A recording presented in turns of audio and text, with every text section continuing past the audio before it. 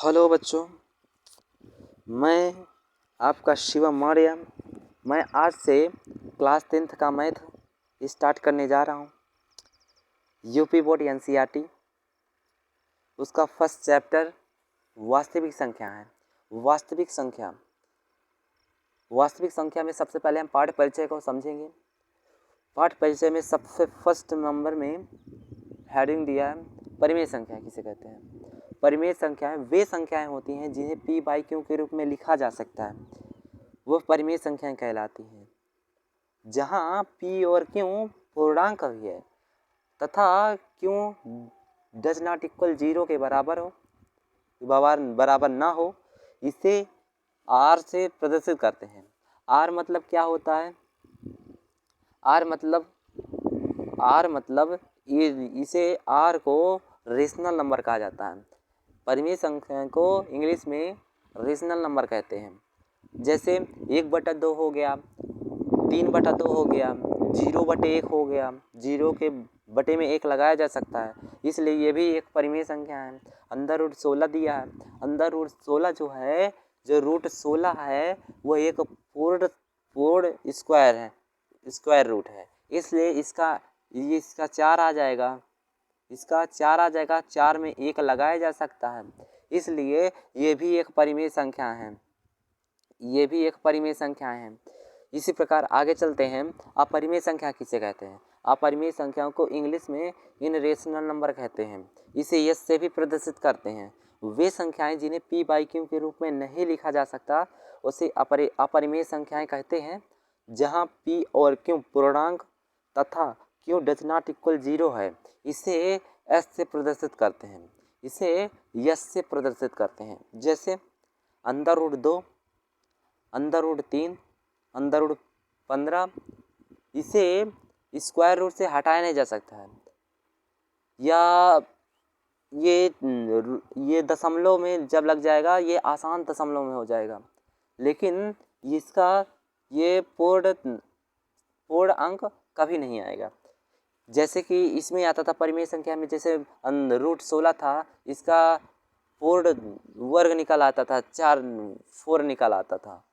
इसी प्रकार इसमें अपरिमेय संख्या में इसमें नहीं निकलेगा। अंडर रूट 2 है, अंडर रूट 2 का मान दिया जाएगा, लेकिन यहाँ पर अंडर रूट जो 2 है वह एक पूर्ण अंक नहीं है, ये पूर्ण स्क्वायर रूट नहीं है। तो आगे चलते हैं। वास्तविक संख्याएं सभी परिमेय व अपरिमेय संख्याओं का समूह जो है वह वास्तविक संख्या कहलाता है। वास्तविक संख्या किसे कहते हैं? जो सभी परिमेय व अपरिमेय संख्याओं का समूह जो है वह वास्तविक संख्या कहलाता है। नोट में दिया है, यदि परिमेय संख्या और अपरिमेय संख्या है तब परिमेय संख्या माइनस अपरिमेय संख्या और अपरिमेय संख्याएं होती है। r माइनस एस और r माइनस एस अपरिमेय संख्याएं होती है तथा r इंटू एस और r बाई एस अपरिमेय संख्याएं होती है। यदि r डज नॉट इक्वल 0 हो, जब r बटे जब 0 हो, मतलब क्योंकि जो क्यों है ना वो 0 हो ना, तब अपरिमेय संख्या होगी। यहाँ पर अपरिमेय संख्या नहीं होगी, r डज नॉट इक्वल 0 हो।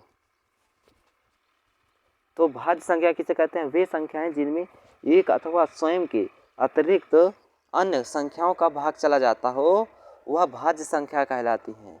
वे संख्याएं जिनमें अथवा स्वयं के जिनमें एक अथवा स्वयं के अतिरिक्त अन्य संख्याओं का भाग चला जाता है उसे भाज्य संख्या कहते हैं। जैसे 4 हो गया, 6 हो गया, 8 हो गया, 9 हो गया, 10 हो गया। इसमें जैसे 4 है, 4 में 2 का भाग भी चला जाता है और 4 का भी भाग चला जाता है और 1 का भी भाग चला जाता है, इसे भाज्य संख्या कहते हैं। जैसे और उठा लो, जैसे 8 है, इसमें 2 का भी चला जाता है, 1 का भी चला जाता है, 8 का भी चला जाता है। इसी प्रकार इसे भाज्य संख्या कहते हैं। अभाज्य संख्या किसे कहते हैं? वे संख्याएं जिनमें एक अथवा स्वयं के अतिरिक्त अन्य संख्याओं का भाग नहीं जाता हो उसे आभाज्य संख्या कहलाती है। वह आभाज्य संख्या कहलाती है। जैसे 2, 3, 5, 7, 7 हो गया, 11 हो गया, 13 हो गया। इसी प्रकार ये जो है आभाज्य संख्याएं हैं, क्योंकि इसमें एक और स्वयं से मतलब 2 से वो 1 और 2 से ही कटेगा।